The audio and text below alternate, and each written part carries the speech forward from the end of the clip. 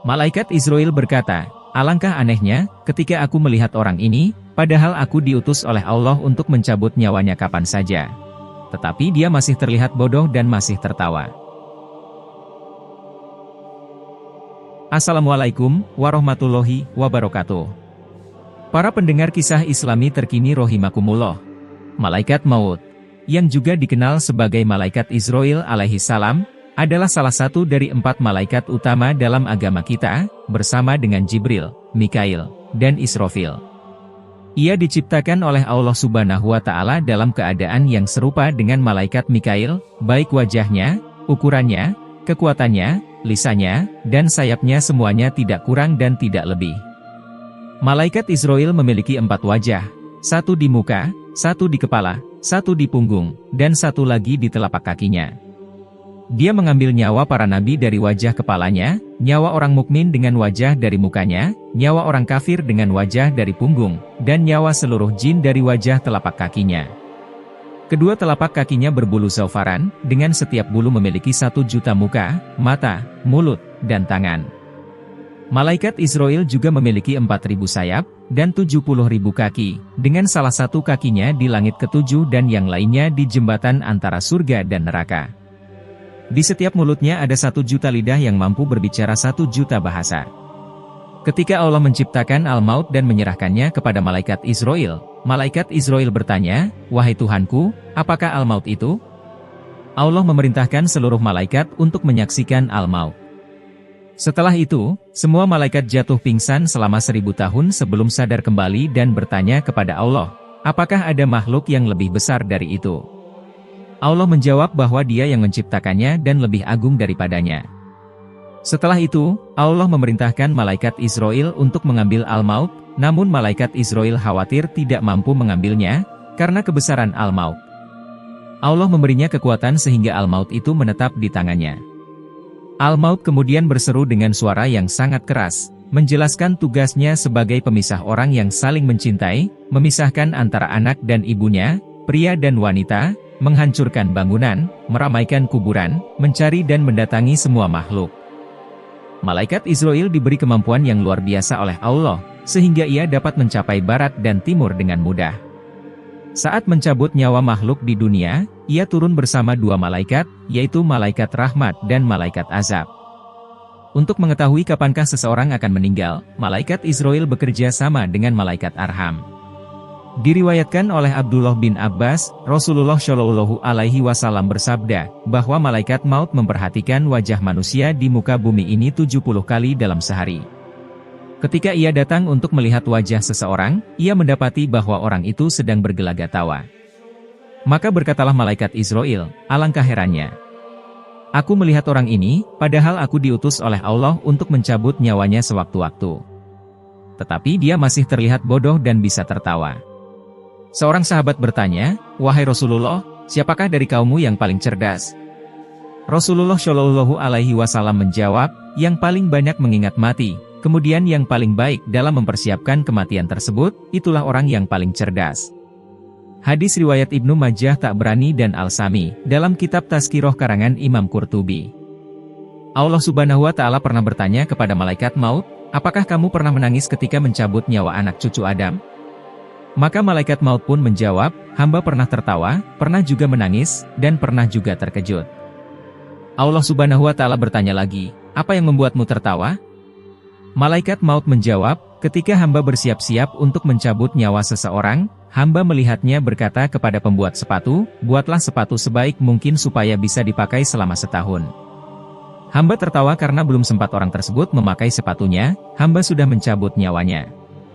Allah Subhanahu wa Ta'ala lalu bertanya lagi, "Apa yang membuatmu menangis?"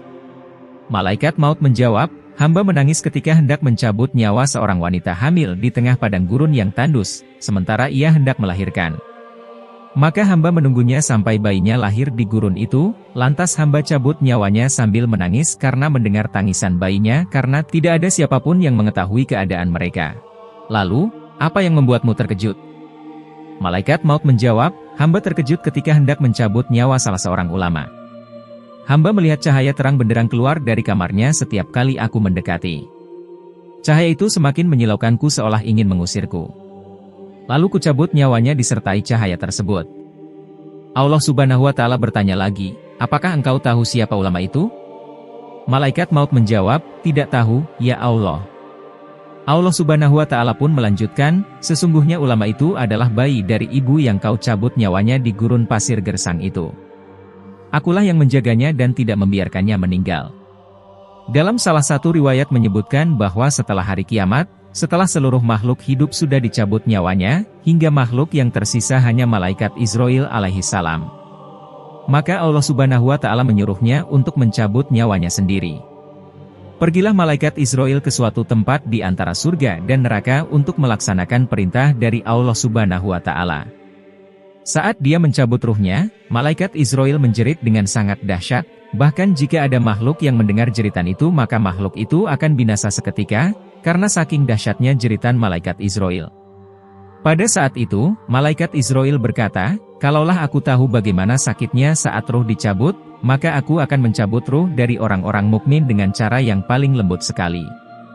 Kemudian, matilah malaikat Israil dan hanya tinggal Allah saja yang maha kekal dan maha berkuasa atas segala sesuatu. Ketika malaikat Israil hendak mencabut nyawa seseorang yang kaya, orang kaya ini didatangi malaikat Israil yang saat itu menyamar sebagai orang miskin.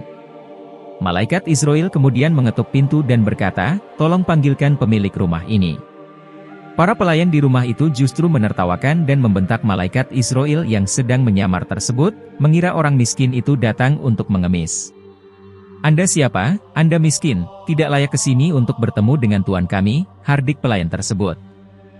Malaikat Israil itu diam dan mengetuk pintu kembali, sampaikan saja kepada tuanmu, aku malaikat pencabut nyawa, tuturnya. Dari jauh, si orang kaya mendengar perkataan malaikat Israil yang menyamar itu. Ia lemas, kepalanya tertunduk, lantas ia mendatangi pelayannya dan meminta mereka untuk menyampaikan suaranya.